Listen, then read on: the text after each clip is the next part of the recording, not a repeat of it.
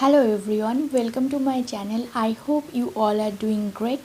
ওকে, তো আজকের ভিডিওতে আমি তোমাদের সাথে শেয়ার করতে চলেছি কিভাবে তোমরা ঘরোয়া উপকরণ ব্যবহার করে নিজের ফেস এবং ফুল বডিকে ডিট্যান করতে পারো।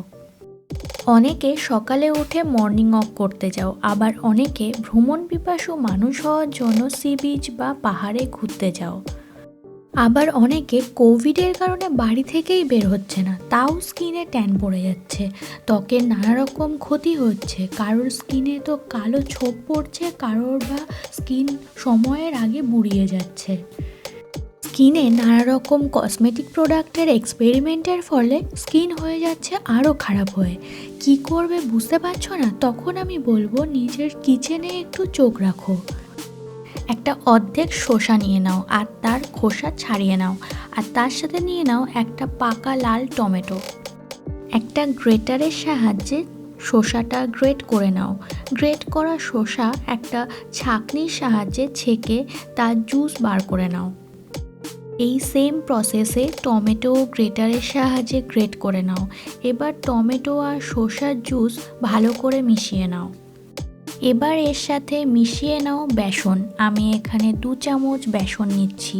এতে আমার ফেস আর হাত আর পায়ে হয়ে যাবে।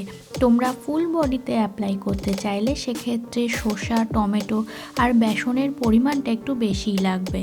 তোমরা চাইলে এর সাথে মিল্কও ইউজ করতে পারো। এবার আমি সমস্ত উপকরণ ভালো করে মিশিয়ে নিয়ে একটা প্যাক বানাবো।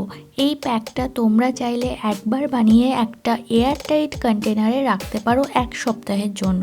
এটা 1 সপ্তাহ ভালোই থাকবে।